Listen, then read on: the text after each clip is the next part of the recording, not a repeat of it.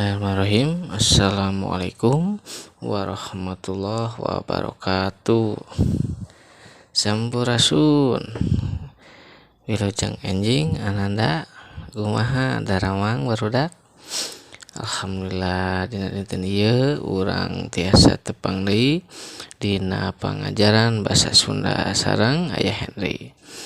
Tah materi dina dinten ieu nu ku aya bade didugikeun nyaeta masih pengajaran 7 ngeunaan anu temana judulna nyaeta pedaran ngaran gadaharan.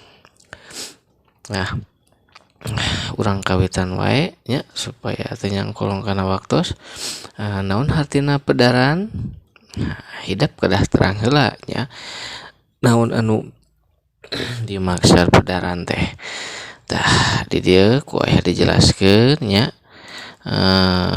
Pedaran nyaeta wacana nu eusina ngajentrekeun nya atanapi ngajelaskeun tur medar hiji objek, prosesna, tujuanana jeung gunana. Janten pedaran teh pamidal dina basa Indonesia mah sapertos karangan eksposisinya menjelaskan suatu hal. Tah ieu ge sama dina Sunda oge nya. Tah kadaharan hasunda, katuangan hasunda naon wae. Nah, di dieu aya di nyandak contohna nya dina buku paket angeun lodeh. Tah angeun lodeh teh kieu nya rupana. Tah angeun lodeh teh nyaeta angeun anu bahanna aya rupa-rupa. Aya sayuran nya, sayuran terus daun tangkil nu masih ngora. Nah, tapi henteu jeung tangkilna oge make jagong nya, aya jagongan ieu sami sareng angeun haseum. Tah cuman angeun lodeh ieu mah nu ngabedakeunna naon? Ngangge cipati. Cipati teh cai kalapa nya. Sapertos santan lah gitu. Santan terang hidupnya, santan sok aya di warung tah eta teh kanggo sayur tiasa kolak oge. Nah, aya oge anu dicampur tempe atawa oncom, tah anu dipotongan laleutik. Terus angeun lodeh siga angeun haseum. Populer pisan di sakabeh kalangan masyarakat Sunda. Jadeun angeun lodeh teh angeun sok dituang ku masyarakat Sunda khususna Jawa Barat.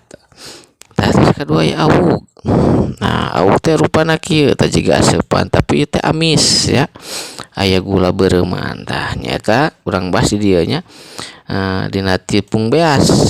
Awuk mah nya terus dina tipung ketan gula beureum terus kalapa parut. Nah, bentukna kerucut. Nah, baheula mah dijieuna teh pas usum panen. Tapi ayeuna zaman ayeuna mah henteu nya. Jalma saha wae ge tiasa atau mika resep kana dahareun ieu kusabab ngeunah raos nya. Jeung rasana unik kadang masuk dibawa pikeun oleh ti Bandung. Awuk oge bisa disebut tipung beas anu dilapis-lapis ku gula beureum. Tah ieu nu hideung coklat teh gula beureum, mun ieu kalapana dina tipung beasna nya. Enak katimus. Nah, sami ieu ge amis nya, kadaharanna amis, rasana amis. Nah, ieu ge sami tina parudan sampe dicampur gula beureum. Tanah harek gula kaung atawa gula kalapa anu dibentuk paranyang dibungkus ku daun cau. Tah ieu teh aya daun cau dibungkus. Biasana ieu teh sok aya di tukang bajigur nya. Enak teh dilebetna teh kenyal, rasana teh kenyal tah. Enak komo musim hujan mah nya. Nah, ayeuna surabi. Surabi hidup tangtos terangnya sok meser unggal enjing atanapi sotel atanapi wengi di luhurna di aya oncom. Tah ieu surabi sama yoga dina tipung beas. Terus di uyahan nya pake parut kalapa.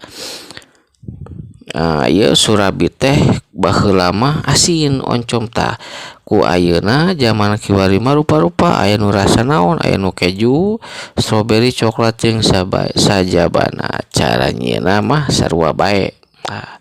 Jadi Surabi teh kitunya kumaha haneut keneh maraos pisan. Ayeuna bala-bala. Ieu mah tos teu aneh deui nya bala-bala mah. Pasti ieu bahanna aya naon, aya engkol, aya wortel. Ieu kadaharan anu kaasup karena warna gorengan Indonesia. Bahan utama ieu kadaharan teh tina tepung terigu ya, dari terigu kebanyakan. Nah, terus bahan tambahanna aya kol jeung wortel. Kol jeung wortel teh dikeretan aripis sanggeus kitu tuluy dibumbuan jeung diadonan, tuluy digoreng dina minyak kalapa nu geus panas. Di daerah sejen mah bala-bala teh disebutna naon, bakwan.